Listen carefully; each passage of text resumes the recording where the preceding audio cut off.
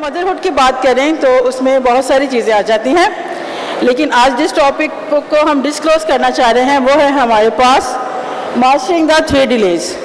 3 delays के बारे में आप सबकी नॉलेज होगी, बहुत वास्ट एक्सपीरियंस के साथ लोग यहाँ बैठे हैं, और कुछ चीज़ें ऐसे हैं जो हम आइडेंटिफाई करना चाह रहे हैं, आपको एक्सप्लेन करना चाह रहे हैं।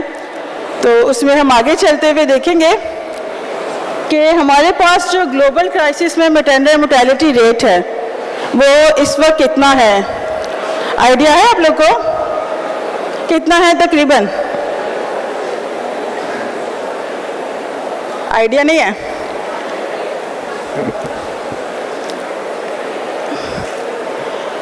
अब हमारे पास जो अप्रॉक्सिमल आ रहा है वो हमारे पास आ रहा है 295,000 डाइस जो होती है हमारी जो मदर्स हैं वो हमारे पास एनुअली ग्लोबली जो है वो मर जाती हैं। तो इसके लिए हमारे पास जो प्रोसेस है उसको हम आगे देखेंगे। फिर हमारे पास एक और क्राइसिस क्या है? Decision making, lack of resources, lack of transfers, lack of seeking help. Low resources setting, अभी हमने जो बात की है मैम अमरीन ने हमें बताया है कि मैनेज कैसे कर सकते हैं हम, तो उस पर जब हम बात करते हैं तो लो रिसोर्सेज एरियाज़ के अंदर प्रेगनेंसीज को कैसे आइडेंटिफाई कर सकते हैं हाई रिस्क वाली, ये हमारे पास एक बहुत बड़ा चैलेंज है जो ग्लोबली हम फेस कर रहे होते हैं। नेक्स्ट हमारे पास है हमारा हेल्थ केयर सिस्टम को मजबूत होने की ज़रूरत है। अगर वो मजबूत नहीं है कंटिन्यूसली तो फिर उसमें हमारे पास जो है वो मैटरनल डेथ का रेशो जो है वो बढ़ जाता है। फिर हमारे पास है गैप। गैप हमारे पास क्या आता है कि पेशेंट केयर जो है हेल्थ केयर सिस्टम्स और उसकी टाइमली इंटरवेंशंस और फिर प्रिवेंशंस, ये एक बहुत बड़ा चैलेंज है, एक बहुत बड़ा गैप है जो मैटरनल हेल्थ केयर पे इफेक्ट करता है और उसको ग्लोबली जो है वो इस वक्त फेस किया जा रहा है। आज हमारे पास जो हमारे ऑब्जेक्टिव्स हैं जिनको लेके हम आगे चलेंगे उनमें हम बात करेंगे। सबसे पहले है हमारे पास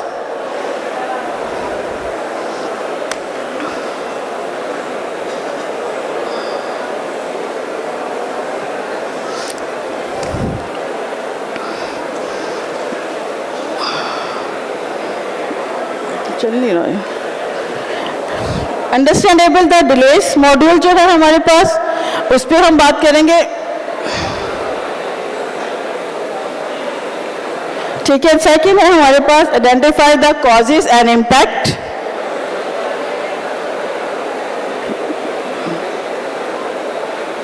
और फिर हमारे पास एनालाइज डेटा है, इन पर हम बात कर रहे होंगे। तो ये हमारे पास क्लिनिकल ऑब्जेक्टिव्स हैं, अप्लाई कैसे करेंगे उसको हम रिकग्नाइज कैसे करना है हमने, और फिर हम उस पर कैसे क्या चीज़ जो है वो एक्सेस कर सकते हैं या हमारे जो स्टेप्स होंगे किस तरह से हम उसको ओवरकम कर सकते हैं। ये हमारे आज के क्लिनिकल ऑब्जेक्टिव्स हैं।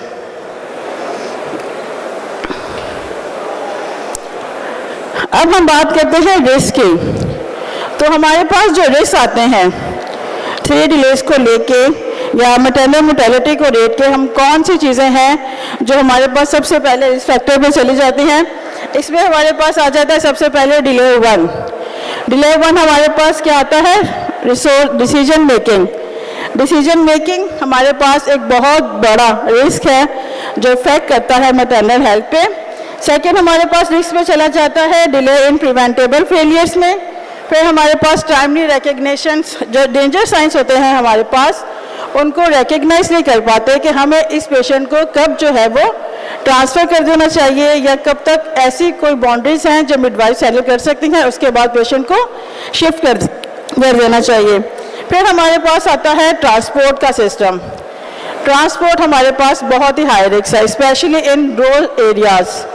अब अगर हम बात करें तो हमारे पास जो पेशेंट्स आते हैं मोस्टली फेस्टुला के, तो वो बहुत हाई रिस्क पे चले गए होते हैं, फिर उनके डिलीवरीज में प्रॉब्लम्स आती है, ऑब्स्ट्रक्टिव लेबर में चले जाते हैं, लेकिन वो अपने ट्रांसपोर्ट की वजह से या डिसीजन मेकिंग की वजह से वहाँ तक नहीं जा सकते जहाँ उन्हें पहुँचना होता है।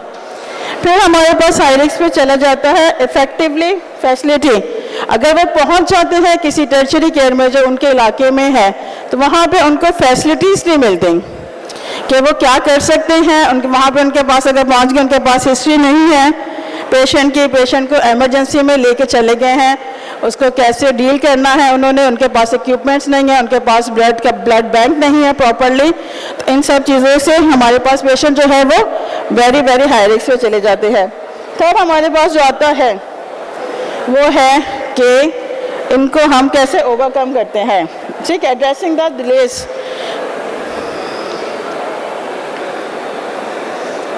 अब अगर हम बात करें 3 डिलेज की, सिर्फ 3 डिलेज की, तो 1994 में सबसे पहले ये मॉड्यूल जो था वो इंट्रोड्यूस करवाया गया था 3 डिलेज का। उसके बाद 20s में जाके इसको ग्लोबली जो था वो पूरी दुनिया ने इसको एक्सेप्ट किया था, अडॉप्ट किया था इसे। फिर इसके बाद कंटिन्यूशन उसके पॉलिसी चेंजेस चलती रही। तो 2010 में इसके ऊपर पॉलिसीज मेकिंग की गई, इसको पूरा एक मॉड्यूल की शक्ल में कैरिकुलम में हर जगह पे इसको पढ़ाया जाने लगा, लोगों के पास इसके अवेयरनेस जाने शुरू हो गए, और फिर उसको आगे कंटिन्यू रिन्यूअल और उसके इनोवेशन जो है वो अभी तक किसके चल ही रही है, या उस पर मजीद जो है वो काम कंटिन्यू हो रहा है। अब हमारे पास जो 3 डिलेज हैं वो है क्या। सबसे पहला डिले जो हमारे पास आता है मैटरनल केयर को लेके, वो हमारे पास आता है डिसीजन मेकिंग। डिसीजन मेकिंग हम आगे जाके पूरा देखेंगे क्या है उसमें। फिर हमारे पास सेकंड डिले जो आता है वो आता है रिसर्चिंग केयर। जिस केयर की पेशेंट को ज़रूरत है उसको रिसर्च करना पड़ता है, वहाँ तक पेशेंट को लेके जाना पड़े। फिर हमारे पास थर्ड जो आ जाता है वो आ जाता है केयर, कि जहाँ पे पेशेंट पहुँचा है, जहाँ पे उसको एडिक्वेट जो है रिसर्च वो मिलनी चाहिए हेल्थ केयर, वो उसको वहाँ पे नहीं मिल पाती है या मिल पा रही है। ये सारी चीज़ें जो है ये हमारे पास 3 डिलेज में आ जाती है। The bridge of to save the motherhood, इसमें हमारे पास 2 चीज़ें हैं। एक ब्रिज बनता है। अब ब्रिज में हमारे पास क्या है कि माँ है, माँ को हमने लेके जाना है प्रॉपर नॉर्मल डिलीवरी तक, उसके बाद उसके बेबी को भी स्टेबल होना है। ये एक ब्रिज है। उस ब्रिज में हमारे पास जो है वो डिलेज नहीं आने चाहिए। अगर वो डिलेज आ रहे हैं तो वो हमारा जो MMR का रेशियो है उसको इंक्रीज कर देते हैं। तो ये जो प्रॉपर ब्रिज है ये हमारे पास नहीं होना चाहिए, उस ब्रिज को हमें क्रॉस करना पड़ता है। अब 3 डिलेज का ब्रिज कैसे क्रॉस करेंगे हम। माँ है, माँ ने जाना है, एक मैटरनल हेल्थ केयर के पास चले गए, मिडवाइफ के पास चले गए, वहाँ से उसे आइडेंटिफाई करके किसी प्रॉपर हेल्थ केयर तक पहुँचाना। उस हेल्थ केयर में पहुँचने के बाद उसको प्रॉपर जो है वो एक केयर देना, उसको फैसिलिटेट करना, उसकी पूरी मैनेजमेंट करना, ये हमारे पास पूरा एक ब्रिज बन जाता है। अब हम बात करेंगे अपने डिलेज को आगे लेके जाते हुए। फर्स्ट डिले हमारे पास क्या है। फर्स्ट डिले हमारे पास आ जाता है डिसीजन मेकिंग। डिसीजन मेकिंग में सबसे पहले हमारे पास क्या आ जाएगा, टाइम है वो जिसमें पेशेंट को क्या करना है, डिसाइड करना है कि उसको किसी मेडिकल हेल्प की ज़रूरत है, तो वो जो ज़रूरत उसे है उसको वो किस तरह से मिल सकती है। इस डिसीजन के लिए हेजिटेशंस आती हैं, हमारे पास लोग बात नहीं कर पाते, अपनी फीमेल जो हैं वो अपने घरों में बात नहीं कर पाती हैं किसी से। फिर हमारे पास मेडिकल इश्यूज़ आएंगे, हम लेके नहीं जाएंगे, फैमिलीज इश्यूज आते हैं इसके अंदर। फिर हमारे इसमें और एक चीज़ें जो आ जाती हैं वो हमारे पास आ जाती है कल्चरल बिलीव्स भी, हमें नहीं लेके जाएंगे। फिर प्रॉब्लम हमारे पास किसकी आ जाएगी, अवेयरनेस की। पेशेंट्स को आइडिया ही नहीं होगा। अब अगर कोई बहुत ही किसी लो रिसोर्स एरिया में फीमेल रह रही है तो उसको किसी ने नहीं गाइड किया होगा कि आपके पास ऐसे कौन से साइन होंगे प्रेगनेंसी के जिसमें आपको डॉक्टर की ज़रूरत है या जिसमें आपको फौरन मिडवाइफ को रिपोर्ट करने की ज़रूरत है। तो वो डिसीजन ही नहीं कर पाती कि मुझे इस वक्त जो है वो जाना है। हमारे पास डिसीजन मेकिंग में ये सारी चीज़ें आ जाती हैं। अब अगर डिसीजन में मेकिंग में हम डिले कर देंगे तो ऑटोमेटिकली डिलेज जो हैं वो हमारे पास स्टार्ट हो जाएंगे। डिले 1 में हम चले गए तो ऑटोमेटिकली 2 और 3 की तरफ भी चले जाएंगे, क्योंकि पेशेंट जो है वो डिसाइड ही नहीं कर पाएगा कि इसे क्या करना है। बैरियर्स हमारे पास सबसे ज़्यादा क्या आएंगे डिसीजन बनाने के लिए। सबसे पहले हमारे पास जो बैरियर्स आ जाते हैं वो आते हैं लैक ऑफ अवेयरनेस। जैसे मैंने पहले बताया कि अगर हम बात करें तो पेशेंट्स को आइडिया ही नहीं है या उसको कोई गाइड ही नहीं करता है कि किस डेंजर साइंस पे उसको हॉस्पिटल की ज़रूरत है, या हो सकता है कि उसको आइडेंटिफाई हो गया है कि मेरी तबीयत ख़राब हो रही है, लेकिन उसके घर वालों से किसी डॉक्टर के पास, किसी मिडवाइफ के पास लेके जाना फिलहाल सपोर्ट नहीं कर रहे हैं या डिसीजन नहीं कर पा रहे हैं कि लेके जाएं या नहीं लेके जाना चाहिए हमें। फिर हमारे पास आ जाता है deep rooted culture beliefs. Cultural beliefs हमारे पास बहुत ज़्यादा होते हैं कि हमें जाना ही नहीं है, कहीं बाहर नहीं जाएंगे, कहीं दूसरे डॉक्टर्स के पास चले जाएंगे, कुछ भी हो सकता है, वो पता नहीं कौन सा खून लगा देंगे इसको, इसमें अगर खून की कमी है तो हमारे कल्चर में हम ब्लड नहीं ले सकते। कुछ लोग ऐसे जो ब्लड ट्रांसफ्यूजन नहीं करवाते हैं, ये उनका कल्चरल बिलीव है, तो वो लेके ही नहीं जाएंगे, कहीं हम जाएंगे तो वो तो ज़बरदस्ती का खून लगा देंगे। तो ये चीज़ें हैं जो बैरियर बना देती हमारे पास डिले 1 में। फिर फाइनेंशियली सपोर्ट नहीं कर पाएंगे, वो घर से डिसाइड कर देते हैं कि मेरे पास तो पैसे नहीं है तो हम लेके ही नहीं जा रहे, जो भी होगा वो घर में ही होगा, तो वो उस चीज़ पे आगे जाते ही नहीं है कि वो डिले 2 या डिले 3 की तरफ जाएं, वो फर्स्ट पे ही उसको डिनाई कर देते हैं। हमारे एक और हमारे पास आ जाता है कि रिस्क में कैसे जाएंगे। अगर कोई पेशेंट का पुराना एक्सपीरियंस है, हम गए थे वहाँ पे, उन्होंने तो हमें अच्छे से डील नहीं किया, उन्होंने हमारे पेशेंट के साथ बदतमीजी कर दी, हमारी फीमेल के साथ ऐसे कर दिया, तो वो दोबारा से उस अपॉर्चुनिटी की तरफ जाना पसंद ही नहीं करेंगे। सेकेंड हमारे पास एक और आ जाता है अंडर एस्टिमेशन ऑफ सिवियरिटी। उनको अंदाज़ा ही नहीं है कि पेशेंट की जो हालत है वो कितनी सीरियस है। अगर हम एक एग्जांपल लें कि पेशेंट PIH की है, PIH में वो उसको नहीं लेके जाना, नहीं चले नहीं जा रहा है, उसकी सास कह रही है कि नए चक्कर आते हैं, प्रेगनेंसी है, उसको होता है ऐसे, क्यों जाने की ज़रूरत है, लोग गिरते हैं, उल्टियाँ भी होती हैं, सब कुछ होता है, कभी कभी ऐसे भी होता है कि बेहोशी हो रही है या आंखों के सामने धुंधलापन आता है, तो ये नॉर्मली में वो प्रेगनेंसी में उनके लिए चीज़ें कॉमन हो जाती हैं कि नहीं ऐसे होता है, नहीं जाने की ज़रूरत। उनको नहीं आइडिया कि उनको नहीं पता कि अगर हम डिले 1 में ये करेंगे, डिले हो जाएगा हमारा डिसीजन मेकिंग, तो वो PIH आगे जाके क्लैम्शिया की तरफ जा सकता है, पेशेंट फिट्स में जा सकती है। इस चीज़ की सिवियरिटी का अंदाज़ा लोगों को नहीं होता। अब हमारे पास जो सबसे पहले एक चीज़ आ जाती है स्टेक होल्डर्स, जो हमारे पास लाजमी है फर्स्ट डिले के अंदर। सबसे पहले इसमें क्या आ जाता है, फैमिली। फैमिली में क्या आएगा, उसका हस्बैंड है, उसकी माँ है, उसकी सास है, ये वो स्टेक होल्डर्स है जिन्होंने डिसीजन लेना है। उसके बाद हमारे पास कम्युनिटी में कौन है, उनके जो बड़े हैं, फैमिली में के बड़े बुजुर्ग हैं, फिर उनके अपने पेरेंट्स हो जाते हैं या वॉलंटियर्स लोग होते हैं जो मना कर, मान भी गए तो दूसरे लोग आके मना कर देंगे, नहीं नहीं कोई ज़रूरत नहीं है जाने की।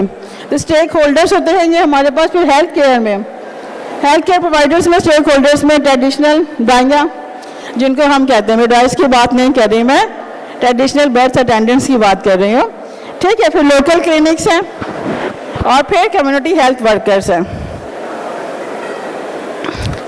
अब अगर हम देखें डिफरेंट रीजन्स में डिले 1 की वजह से कितनी हमारे पास मैटरनल मोर्टेलिटी है, तो उसमें सबसे पहले हमारे पास जो आ रहा है वो आ रहा है अफ्रीका। उसमें तकरीबन 40% जो मैटरनल की मोर्टेलिटी है वो डिले 1 की वजह से है। फिर हमारे पास साउथ एशिया 30 से 35, फिर उससे लो चले जाएं हमारे पास तो अमेरिका और यूरोप। हायर 1 रेट जो आता है हमारे पास वो सबसे ज़्यादा डिले 1 में जो आता है वो आता है कल्चर बिलीव्स और फाइनेंशियल। लोग डिसीजन कर ही नहीं पाते कि हमारे पास कुछ है ही नहीं तो हम आगे क्या करेंगे। फिर आगे क्लियर हो गया डिले 1 में क्या चीज़ें हैं। डिसीजन मेकिंग, डिसीजन मेकिंग में हमारे पास कौन से लोग हैं जो बैरियर कर सकते हैं उसके अंदर, या हमारे पास कौन से बैरियर्स थे डिले 1 में। डिले 2 की बात करें तो डिले 2 में हमारे पास आ जाता है overcoming barriers to reach care. Barriers जो हैं हमारे पास रीचिंग केयर में, हमारे पास सबसे पहला बैरियर जो आता है वो क्या आ जाता है, ट्रांसपोर्ट। हमारे पास कराची में काफ़ी सारे लोग, लेकिन कुछ बच्चे हमारे जो हैं वो कराची से बाहर के भी हैं, उनको आइडिया होगा इस बात का कि अगर हम बात करें ट्रांसफ़र करने की एक जगह से दूसरी जगह, तो उनको कितनी प्रॉब्लम फेस करनी पड़ती है। घर से अगर किसी पेशेंट को लेके जाना है हेल्थ केयर फैसिलिटी तक, तो क्या करेंगे? वो ट्रांसपोर्ट नहीं है, हमारे पास पैसे नहीं है, एम्बुलेंस कहाँ से अरेंज करवाएंगे? हमारे पास बहुत सारे केसेस ऐसे आते हैं, या अगर आप डॉक्टर शेरशाह की बुक्स रीडिंग करें किसी ने, तो उनके पास होंगी ये स्टोरीज़ होंगी कि किस तरह से पेशेंट जो है वो स्पेशली डिले 2 के अंदर जो है वो एक्सपायर हो जाती हैं। वो पहुंच ही नहीं पाती हैं जहां तक उन्हें फैसिलिटेट किया जा सकता है, वहां वो पहुंच ही नहीं पाती है। उसके लिए बहुत सारे रीजंस आएंगे, जिनमें सबसे मेन वजह जो होती है हमारे पास, वो हमारे पास बैरियर में आ जाएंगे। डिस्टेंस है, ट्रांसपोर्ट है, हेल्थ केयर फैसिलिटी जो है वो बहुत दूर है घर से। कराची में लोग पहुंच जाते हैं इजीली, छोटे छोटे सेंटर्स भी हैं, कहीं पहुंच जाएंगे, लेकिन लो रिसोर्सेज एरियाज़ के अंदर हमारे जो सेंटर्स हैं वो घरों से बहुत डिस्टेंस पे चले जाते हैं। लिमिटेड ट्रांसपोर्ट है, एम्बुलेंसेस नहीं है हर जगह पे। हम यहाँ से कॉल करेंगे, आ जाते हैं, चीपा वाले आ जाएंगे, ईदी वाले आ जाते हैं, कहीं पे ये नहीं पहुँच पाएंगे, तो वहाँ पे हमारे पास ये डिले 2 की एक मेन वजह बन जाती है। पुअर इंफ्रास्ट्रक्चर है हमारे पास, फाइनेंशियल रिस्ट्रिक्शंस हैं, और ये सब कंबाइन करके बहुत बड़ा इम्पैक्ट बन जाता है डिले 2 के लिए। बैरियर्स हमारे पास ओवरकमिंग हम कैसे कर सकते हैं? छोटे छोटे डिस्टेंस पे हमें हेल्थ केयर सेंटर्स जो हैं उनको बनाया जा सकता है, छोटे छोटे डिस्टेंस पे चले जाएं। ट्रांसपोर्ट जो है वो अच्छी होनी चाहिए, ट्रांसपोर्ट्स की अवेलेबिलिटी होनी चाहिए, रोड्स अच्छे होने चाहिए इसके लिए, और एडवर्स वेदर्स है हमारे पास। फिर लैक ऑफ अफोर्डेबल, ये ओवरकमिंग की बैरियर्स हैं हमारे पास, ठीक है। ये वो की बैरियर्स हैं जो हमें हर्डल्स क्रिएट कर रही होती हैं कि पेशेंट जो है वो किसी भी तरह से पहुंच नहीं पाता। अगर वो पहुंचता है तो बहुत मुश्किल से पहुंचता है, जब तक कि उसकी कंडीशन मज़ीद वर्स हो चुकी होती है। अब अगर हम बात करें, मैं बार बार कह रही थी कि कराची के और इंटीरियर से या बाहर से जो भी बच्चे आए हैं, तो अगर हम बात करें रूरल की और अर्बन की, दोनों में डिफरेंस क्या आता है हमारे पास? तो सबसे पहले जो डिफरेंस आता है हमारे पास वो आता है डिस्टेंस। अभी मैंने कहा था कि हम यहाँ पे कराची में रहते हुए इजीली किसी भी हेल्थ केयर सेंटर तक जा सकते हैं, लेकिन अगर हम बात करें बाहर के रिमोट एरियाज़ की, तो वहाँ पे लेस देन हमें जो मिलेगा वो 10 किलोमीटर्स के अंदर कोई रूरल सेंटर नहीं, हेल्थ केयर सेंटर नहीं मिलेगा, लेकिन हमें यहाँ पे जो अर्बन उनमें मिल जाता है। फिर हम बात करें ट्रांसपोर्ट अवेलेबिलिटी की, जिस तरह से मैंने बात की तभी कि हम कॉल कर लेते हैं, एम्बुलेंस आ जाती है, हमें यहाँ पे रात में भी निकलेंगे तो टैक्सी रिक्शा कुछ भी मिल सकता है, ये सारी चीज़ें हैं। फिर एमरजेंसी ट्रांसपोर्ट रिस्पॉन्स सेम। अब हमारे पास आ जाएगा राइजिंग मोर्टेलिटी। डिस्टेंस की वजह से कितनी हमारे पास जो है मदर्स जो हैं वो एक्सपायर होती हैं एनुअली, सिर्फ और सिर्फ डिस्टेंस की वजह से। अगर हम बात करें तो सबसे पहले लेस देन 5 किलोमीटर में अगर कोई आपके पास मौजूद है हेल्थ केयर सेंटर, तो उसका रेशो हमारे पास आ रहा है 150 डेथ। अगर 5 to 15 किलोमीटर्स के दरमियान में आ रहा है तो 280, और अगर उससे भी ज़्यादा है, 15 किलोमीटर से क्रॉस कर गया है, तो आपके पास 420 डेथ्स जो है वो पर ईयर आती हैं। तो इसका मतलब है कि हम मैटरनिटी मोर्टेलिटी रेट को अगर कम करना चाह रहे हैं, तो हमारे पास जो डिस्टेंस है हेल्थ केयर सेंटर्स का वो बहुत कम होना चाहिए, मतलब कि थोड़े थोड़े फासले पे हमारे पास हेल्थ केयर सेंटर होने चाहिए। फिर receiving timely and approach facilities में हमारे पास है ग्रेड 3 में कि पेशेंट पहुंच तो गया किसी तरह से, हम पहुंचा दिया, उन्होंने अरेंज कर लिया गाड़ी का कैसे भी करके, तो थर्ड डिले में हमारे पास क्या आ जाएगा कि पहुंचने के बाद भी जिस तरह से उसे एकदम से हेल्थ केयर्स के ज़रिए मिलनी चाहिए थी फैसिलिटीज़, वो नहीं मिल पाती। जो केयर उसको मिलनी थी वो नहीं मिल पाएगी, तो वो हमारे पास चला जाता है थर्ड डिले के अंदर। तो third delay happens after reaching, जब पेशेंट जो है वो एक हेल्थ केयर सेंटर में पहुंच जाता है, लेकिन उसके बावजूद वो केयर रिसीव नहीं कर पाता, एडवोकेट जो उसको मिलनी चाहिए, तो वो हमारे पास हो जाएगा थर्ड डिले। इसमें हमारे पास बहुत सारी चीज़ें आ जाएंगी, जैसे result from systemic and operation. कहीं पे पेशेंट पहुंच गया है, उसको सिजेरियन की ज़रूरत है, लेकिन लाइट ही नहीं ओटी के अंदर, ना वो एकदम से अरेंज भी नहीं कर पाएंगे, कोई जनरेटर का सिस्टम नहीं है, तो ये सब चीज़ें जो है ये हमारे पास चली जाती हैं थर्ड डिले में। फैसिलिटी लेवल बैरियर में हमारे पास सबसे पहले क्या आएगा? अब हॉस्पिटल्स के अंदर हमारे पास जो बैरियर्स आते हैं उसमें सबसे पहले क्या आता है? जब भी हम बात करेंगे हमारे पास स्टाफ शॉर्टेज है, हमारे पास पेशेंट्स का रेशो ज़्यादा है, हमारे पास स्टाफ की शॉर्टेज है, सप्लाईज नहीं है कहीं पे प्रॉपरली, ये हमारे पास आ जाता है। फिर हमारे पास ट्रेनिंग असेसमेंट नहीं है, जिस तरह से एक पेशेंट को फ़ौरन असेस करना चाहिए प्रॉपरली, उस तरह से वो प्रॉपरली असेस करके उसको क्रिटिकल डिसीजन मेकिंग नहीं कर पाते हैं, तो ये हमारे पास आ जाएगा थर्ड डिले में। पुअर कम्युनिकेशन बैरियर्स, अगर कोई उर्दू में बात कर रहा है और किसी को सिंधी में बात करनी है तो वो बात अपनी समझा ही नहीं पाएंगे कि वो क्या कहना चाह रहे हैं। इनसफिशिएंट केयर प्रोवाइडर्स है हमारे पे, और फैसिलिटीज़ ओवर क्राउडेड, बहुत ज़्यादा रश है लेकिन जो रिसोर्सेज हैं वो बहुत रिस्ट्रिक्टेड हैं। अब सिस्टमिक और इंडिविजुअल केयर प्रोवाइडर्स जो चीज़ें अफेक्ट करती हैं थर्ड डिले में, एक वो चीज़ है जो अफेक्ट करेगी कि सिस्टम में ये चीज़ नहीं है। जैसे हॉस्पिटल में पेशेंट पहुंच जाए लेकिन हॉस्पिटल की ओटी में ये सामान नहीं है, तो वो किसकी चीज़ में आएगा? सिस्टम में आ जाएगा। लेकिन अगर कोई नर्स या कोई मिडवाइफ या कोई ऐसा बंदा वहाँ पे हेल्थ केयर प्रोवाइडर है, उसके पास ही नॉलेज नहीं है, तो वो हमारे पास इंडिविजुअल में चला जाएगा। तो सिस्टमिक में हमारे पास सबसे पहले क्या आएगा? एडुकेट इंफ्रास्ट्रक्चर अच्छा नहीं है वहाँ का, प्रोटोकॉल्स और कोई गाइडलाइन ही नहीं है कि इमरजेंसी में अगर कोई पेशेंट आ रहा है तो उसके साथ क्या करना है, उन्होंने रिसोर्सेज नहीं है उनके पास, और वर्क फ्लो जो है वो उनका ज़्यादा है। फिर इंडिविजुअल की बात करें तो जो हमारे पास वहाँ पे लोग काम कर रहे हैं उनके पास नॉलेज नहीं है कि करना क्या है, रिसोर्सेज हैं लेकिन नॉलेज नहीं है, या उनका एटीट्यूड इशू आ जाता है हमारे पास, स्किल गैप्स।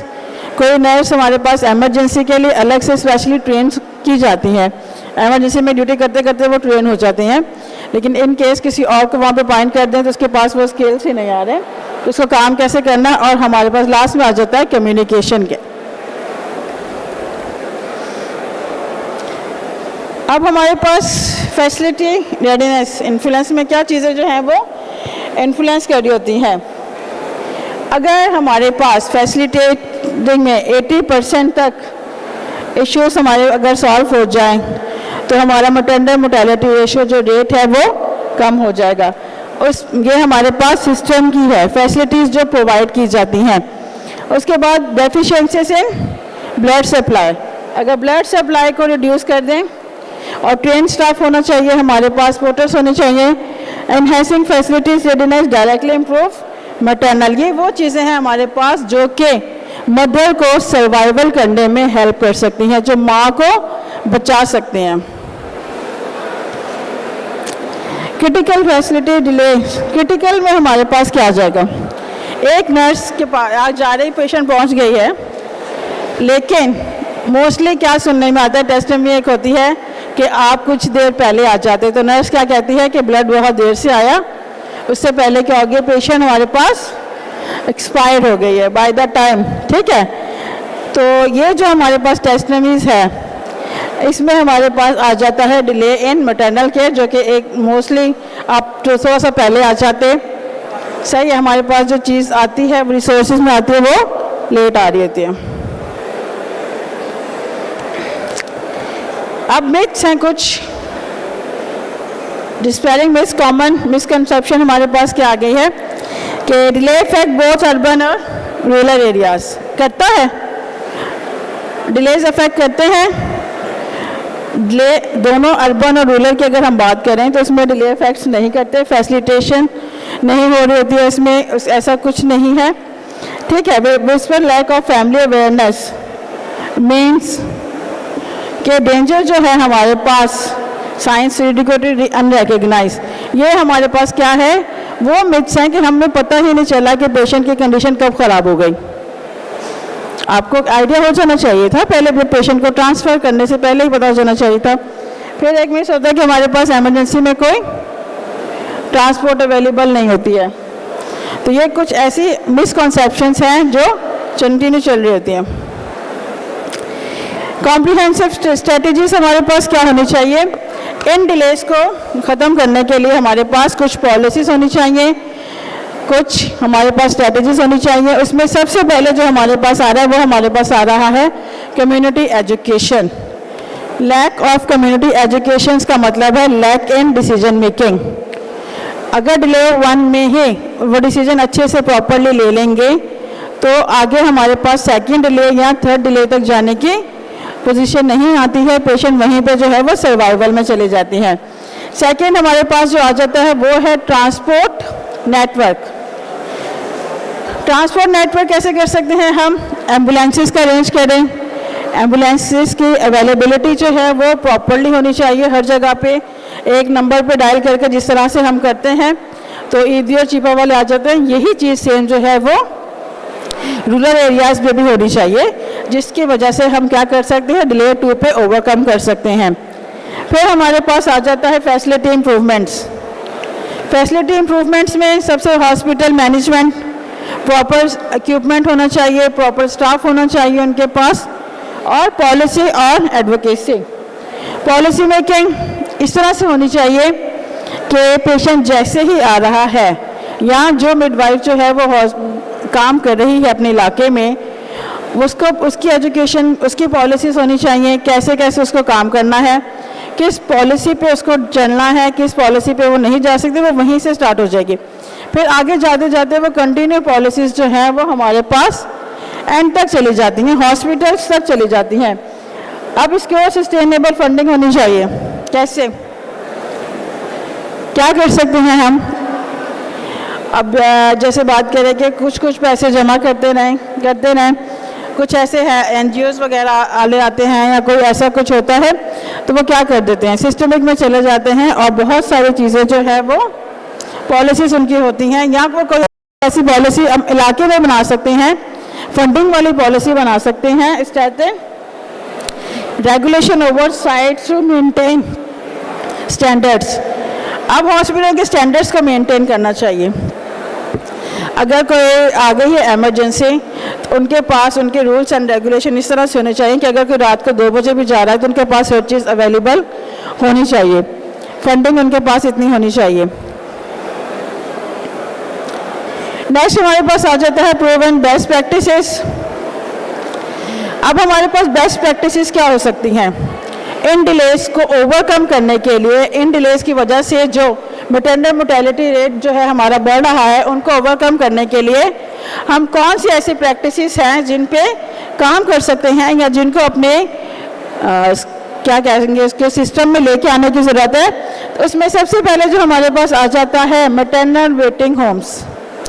ऐसे इस्टेब्लिश होने चाहिए हमारे पास छोटे छोटे एरियाज़ के अंदर, थोड़े डिस्टेंस पे मैटरनल वेटिंग होम होने चाहिए। हमारे पास कम्युनिटी हेल्थ वर्कर्स जो हैं उनकी आउटरीच जो है वो अच्छी होनी चाहिए और उनकी डिसीजन मेकिंग अच्छी होनी चाहिए। फिर एमरजेंसी ट्रांसपोर्ट डेवलपमेंट, जिसे हमने पहले बात की थी कि नेटवर्किंग ऐसी होनी चाहिए ट्रांसपोर्ट की कि हर कोई जो है वो उसको ईजिली अवेल कर सकता है। रेगुलेटिंग फैसिलिटी रेडीनेस ऑडिट्स होने चाहिए हमारे पास कि जो चीज़ हमने प्रोवाइड की थी हॉस्पिटल्स के अंदर वो उनके ऑडिट्स होने चाहिए कि उन पर कोई काम हो रहा है या नहीं हो रहा। अगर कोई चीज़ ख़राब है तो वो ख़राब है तो उसको रिप्लेस करवाएंगे, उसको मेंटेन करवाएं। और दूसरा हमारे पास जो आता है mobile health alerts to educate women and और डेंजर साइंस। हमारे पास कुछ ऐसे हेल्थ एजुकेटर्स होने चाहिए या मोबाइल हेल्थ अलर्ट्स होने चाहिए जो बता सके कि वुमेन जो है वो किस तरह से डेंजर साइन को रिकग्नाइज कर सकती है या उनसे ओवरकम कर सकती है। एक्शन प्लान हमारे पास आ जाता है तो इसमें हमारे पास सबसे पहले क्या आएगा, असेस लोकल बैरियर्स।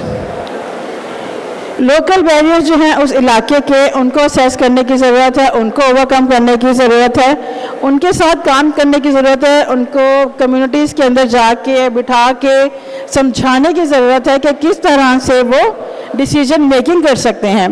फिर इंगेज होना चाहिए स्टेक होल्डर्स की, हमने बात की तो डिसीजन मेकिंग में हमारे पास फैमिली वगैरह आ गए, लेकिन अगर हम आगे जाके बात करें हेल्थ केयर फैसिलिटेट्स की तो उसमें स्टेक होल्डर्स हमारे पास कौन होते हैं? हमारे पॉलिसीज़ मेकर्स जो हैं हमारे पास, जो पॉलिसीज़ बनाते हैं उनको इंगेज रखने की ज़रूरत है। हमें इम्प्लांट होना चाहिए। जो भी इंटरवेंशन हमारे पास होती है, जो भी प्लानिंग हमारे पास होती है, उसकी इंटरवेंशन हमारे पास लाजमी होनी चाहिए और उसमें जो प्रॉब्लम्स आ रही हैं उनको आइडेंटिफाई उनके हिसाब से करना चाहिए जहाँ के वो लोग हैं। मॉनिटर आउटकम्स हमारे पास जो आ रहे हैं उनको आउटकम करें। फिर हमारे पास जो चीज़ सक्सेस हो गई है या जो भी लेसन हमने किसी चीज़ उनसे लिया है उसको हम क्या करें, आप शेयर करने की ज़रूरत है। अपने एक्सपीरियंस शेयर जिस तरह से कर सकते हैं उनको करने की ज़रूरत है हमें। अब हमारे पास आ गया है shaping the future of maternal care. सबसे पहले क्या आ रहा है हमारे पास, प्रेजेंटिंग द 3 डिलेज। प्रिवेंटिंग करना है हमें, तो प्रिवेंशन हम कैसे करेंगे? डिसीजन मेकिंग अच्छी होनी चाहिए, डेंजर साइंस जो है हमारे पास उनकी आइडेंटिफिकेशन होनी चाहिए, हर किसी को कोई अवेयर होना चाहिए, माँ को पता होना चाहिए जो फीमेल प्रेग्नेंट है उसके पास ये नॉलेज होनी चाहिए कि डेंजर साइंस क्या है। उसकी फैमिली को लेके हमें काउंसलिंग की ज़रूरत है कि पहले से प्लान करें या डिसाइड करके रखें कि उन्होंने क्या करना है। अगर कोई इमरजेंसी होती है तो उनके पास उसका सपोर्ट सिस्टम क्या है, किस तरह से वो इमरजेंसी को डील करेंगे। फिर हमारे पास आ जाते हैं हेल्थ केयर प्रोफेशनल्स, उनका एक वाइटल रोल है। अगर हमारे पास पेशेंट हेल्थ केयर में पहुंच जाता है तो पहुंचने के बाद वहां पे उसकी मॉनिटरिंग कैसे हो रही है, उसको असेस कैसे किया है, उसको जो केयर प्रोवाइड करनी है वो किस तरह से की गई है। स्ट्रेंथिंग हेल्थ केयर सिस्टम जो है हमारे पास उसको मजबूत करने की ज़रूरत है।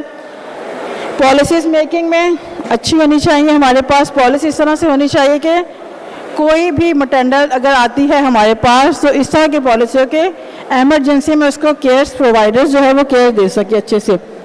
ये सारी हमारे पास चीज़ें वो हैं जो हमारे फ्यूचर में एवरी लाइफ में हमारे पास होनी चाहिए। इसके आगे वाली नहीं, आप कोई सवाल? एंड वाली साइड में